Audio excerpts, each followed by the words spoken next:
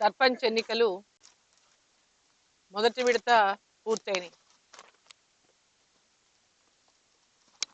14వ తేదీ అంటే ఎల్లుండి రెండో విడత ఎన్నికలు జరగబోతున్నాయి.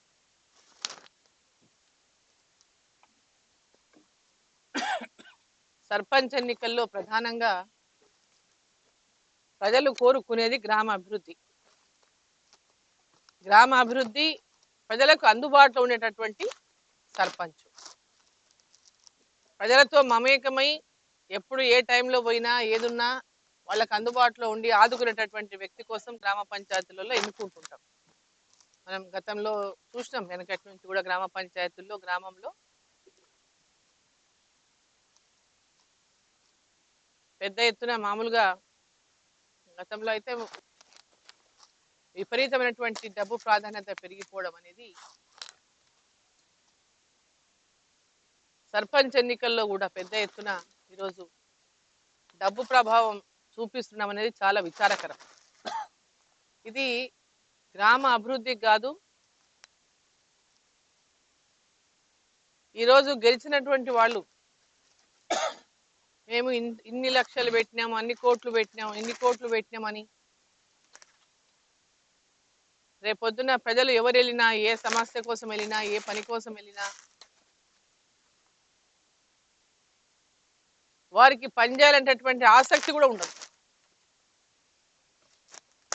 మేము ముఖ గెలిచినామా, ఎందుకంటే ఈరోజు చూస్తున్నాం 1000 రూపాయల నుంచి మొదలు పెట్టుకుంటే 6000 రూపాయల వరకు ఒక్కొక్క ఓటు కొని ఓట్లు వేయించుకుంటున్నారు గ్రామ పంచాయతీలో. ఇక ఎక్కడైతే ఇక వేలం పాటలు పాడినో ఇంకా అంతకు మించిపోయింది అది. ఈరోజు గ్రామ పంచాయతీల్లో పెద్ద ఎత్తున ఓటు వేసేటటువంటి ప్రజలు కానీ, నిలబడి కోట్లు ఖర్చు పెడుతున్నటువంటి సర్పంచ్ అభ్యర్థులు కానీ అందరూ కూడా ఆలోచించాల్సినటువంటి అవసరం ఉంది. ఈరోజు గ్రామ అభివృద్ధి కోసం మనం పనిచేయడానికి, ప్రజలకు సేవ చేయడానికి మనం పోటీ చేస్తున్నామా, గ్రామంలో మంచిగా అభివృద్ధి చేసి ప్రజల మన్ననలు పొంది మంచి సర్పంచ్గా గుర్తింపు పొంది ఆ గ్రామాభివృద్ధికి తోడ్పడాలని మనం పోటీ చేస్తున్నామా?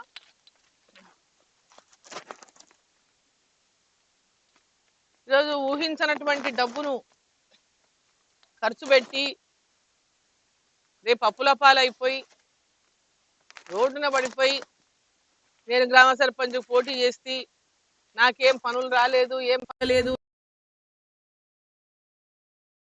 అని బాధపడి గవర్నమెంట్ నుంచి బిల్లులు వస్తలేవని, గవర్నమెంట్ పనులు పెడతలేదని. ఎందుకంటే మనకు అందరూ తెలుసు, ఈ రాష్ట్ర ప్రభుత్వం,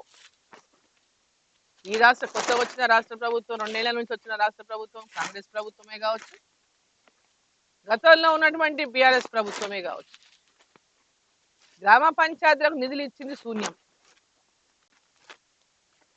గ్రామ పంచాయతీలో 1 రూపాయి కూడా ఈ రాష్ట్ర ప్రభుత్వం ఖర్చు పెట్టలేదు, నిధులు కేటాయించలేదు.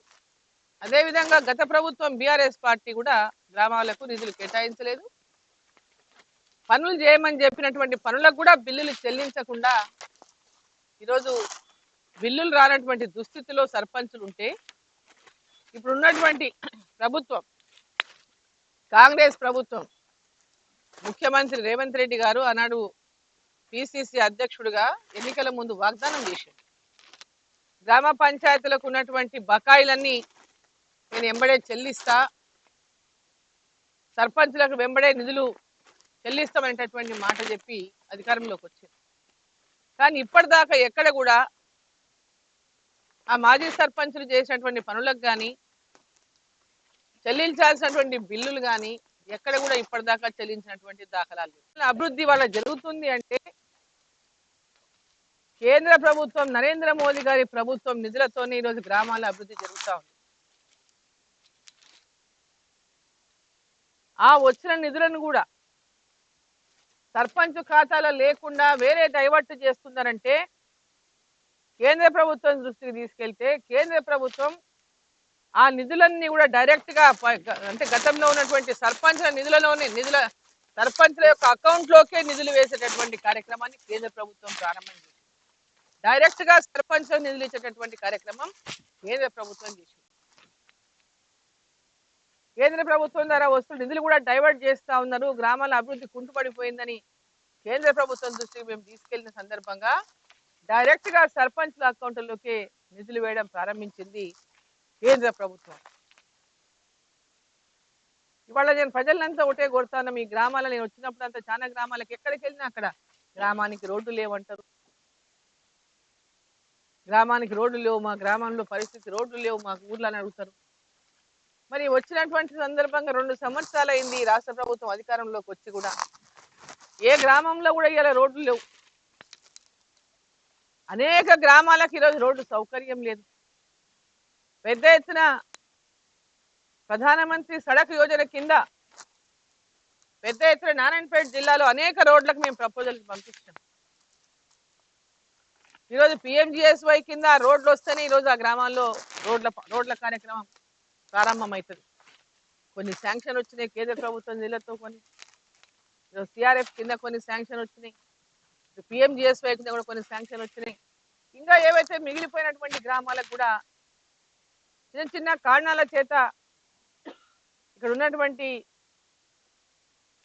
అధికారులు వాటిని సరిగ్గా కనుక మళ్ళీ చేసి పంపితే ఆ మిగతా రోడ్లకు కూడా వాళ్ళు అడిగినటువంటి పెద్ద ఎత్తున రైతులకు గిట్టుబాటు ధర కల్పించి రైతుల ధాన్యాన్ని కొనుగోలు చేసి వీళ్ళు ఏ బియ్యం కొంటే ఆ బియ్యం, సన్న బియ్యం కొంటే సన్న బియ్యంకి పైసలు ఇస్తున్నారు, ఏ బియ్యం కొంటే ఆ బియ్యంకి పైసలు ఇస్తుంది. ఈరోజు కేంద్ర ప్రభుత్వమే ఈ రోజు తెలంగాణలో పేదవాళ్ళకి అందరికీ రేషన్ బియ్యం అందిస్తుంది. మేము సన్న బియ్యం ఇచ్చినాం, మేము సన్న బియ్యం ఇచ్చినాం.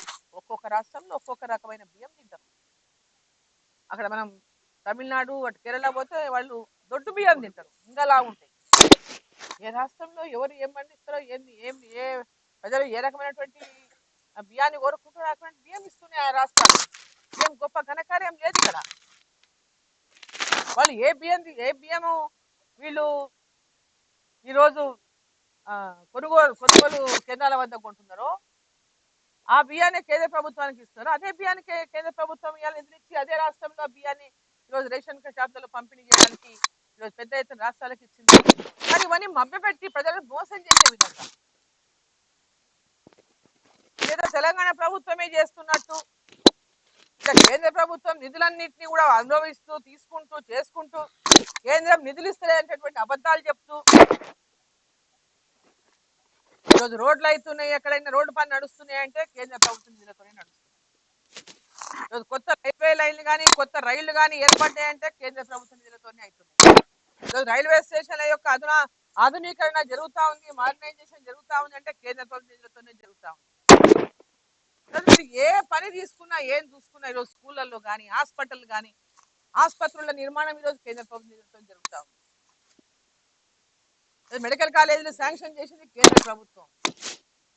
అరకొర ఉన్నా మీరు అన్ని బాగున్నాయని చెప్పినా ఇక మా నారాయణపేట చూస్తున్నాం హాస్పిటల్ పరిస్థితి ఏందో.